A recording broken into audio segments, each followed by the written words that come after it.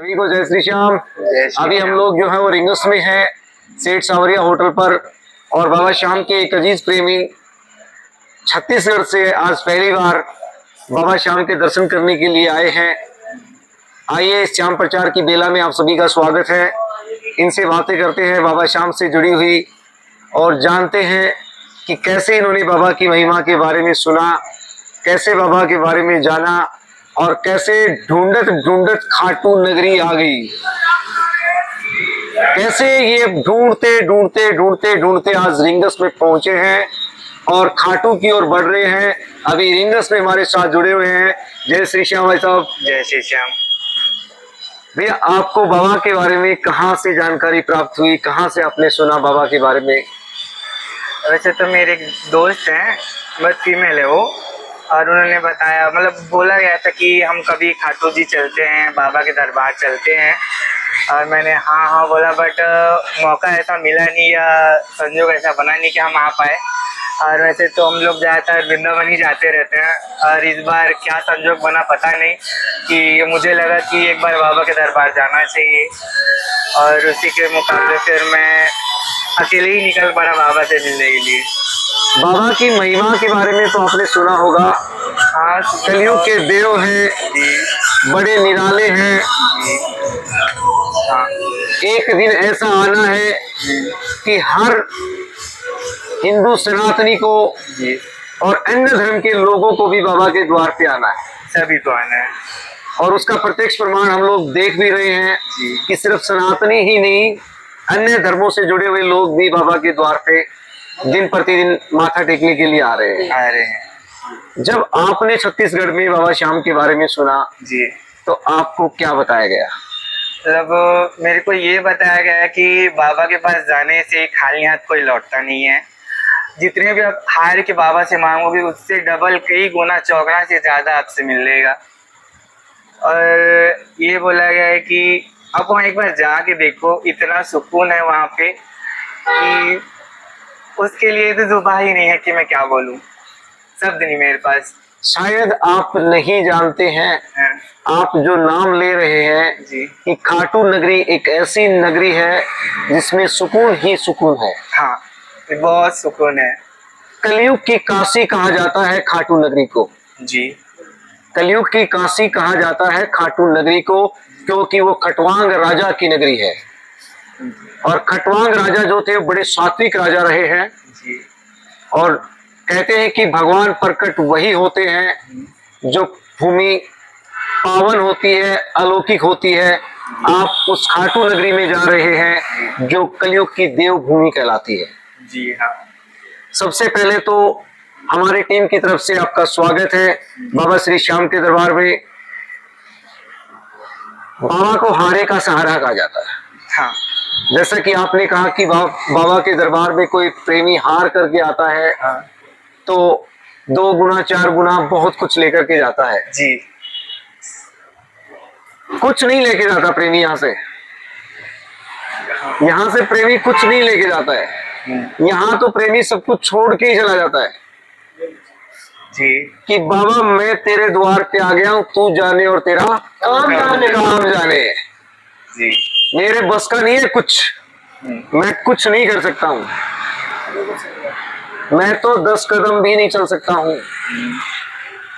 मेरे जीवन की जो नैया है, जो गाड़ी है, वो तेरे को पार लगानी है। मैं तो मजदार में या खाटू में खड़ी करके, ये मजदार है जी, जितने भी वक्त जा रहे हैं ना, जितने प्रेमी लोग जा रहे हैं, आप देख रहे हो जी, जो ये लारा लगा हुआ प्रेमियों का, ये सब अपनी अपनी नाव वहां खड़ी करने के लिए जा रहे हैं जी, कि बाबा हमने खाटू में खड़ी कर दी है और आपको इस नैया को क्या करना है, पार लगाए, पार लगाना है।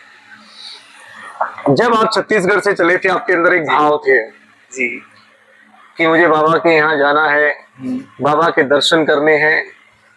जी, तो हर प्रेमी, देखो ये कलयुग है और कलयुग में तृष्णा का वास सबसे पहले होता है इंसान के अंदर, क्योंकि मनुष्य की आदत होती है मांगने की, प्रवृत्ति है। उसमें मैं भी शामिल हूँ, भाई साहब भी शामिल है, ये भी शामिल है, सब लोग शामिल है। हम लोग पहले अपना स्वार्थ देखते हैं।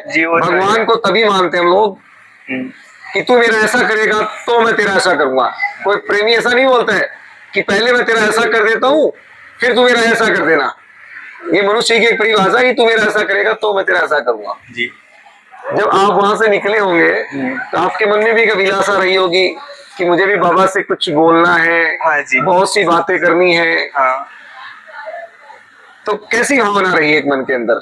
तो पहली बात तो मैं ये बताना चाहूंगा कि मैं जब घर से अकेले निकल रहा था तो सभी लोग मना किए कि अभी समय ठीक नहीं है, धूप है, गर्मी है, कि ना जाओ बेटा अभी करके नहीं। लेकिन मैं जो ठान लिया था, जो बोल लिया था कि नहीं मेरे को बाबा से मिलना है और मेरे को उनके पास जाना है तो मैं जाऊंगा।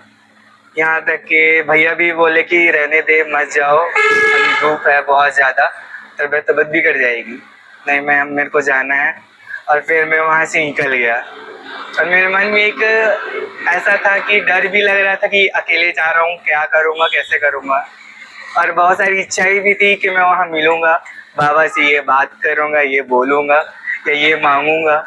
बट यहाँ जैसे जैसे मैं जितने करीब आते जा रहा हूँ ना, मेरे को ऐसा लग रहा है कि मैं मांग के भी नहीं मांगू तो भी मेरे को मिल रहा है यहाँ पे।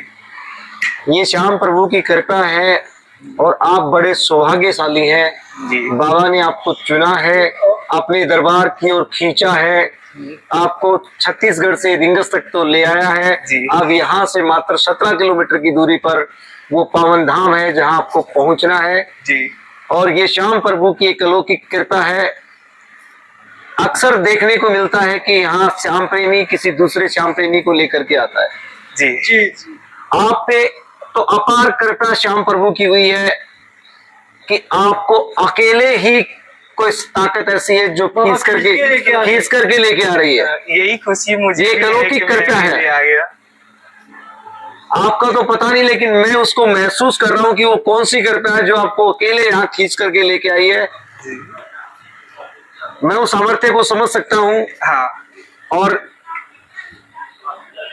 बाबा के हर मौसम में जब भी आप घर से निकलो, कैसा भी मौसम हो, एक ही बात कही जाती है बाबा को लेकर के कि बारिश का डरना धूप का, जब सर पे है छतरी शाम की।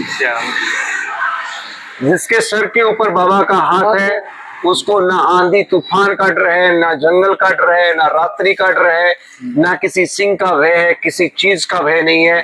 जब परमात्मा का सिर के ऊपर हाथ होता है तो कोई भी बाल बाका करने वाला नहीं होता है। हमारी टीम की तरफ से बाबा श्याम की कृपा आपके ऊपर बनी रहे, आपके परिवार पर बनी रहे। आपसे मिलकर के हमें बहुत अच्छा लगा। आप जुड़िए बाबा श्याम से। और बाबा श्याम की जो अलौकिक महिमा है, मैं आपसे गुजारिश करूंगा कि आप उस अलौकिक महिमा को छत्तीसगढ़ में जहां बाबा के प्रेमी अभी तक जुड़े नहीं हैं उनको जोड़ने की कोशिश कीजिए। जो लोग दुखी हैं उनको एक रास्ता दिखाइए कि एक ऐसा रास्ता है जहां जाने से हर प्रकार के दुख, कष्ट, व्याधियां जो हैं वो खत्म होती हैं। आपको बाबा ने इशारा देने के लिए यहाँ बुलाया है। पहले आप आए हैं, आपका काम बाबा करेंगे, उसके बाद आप बाबा का प्रचार करेंगे और आपके माध्यम से न जाने कितने भक्तों के कष्ट वो दूर होंगे। सभी को जय जय श्री श्याम, जय बालाजी महाराज की, जय श्री राधे, जय श्री राधे। हमारी टीम की तरफ से एक छोटी सी भेंट बाबा श्याम की तरफ से और हमारी टीम की तरफ से बहुत बहुत धन्यवाद। जय जय श्री श्याम, जय श्री श्याम।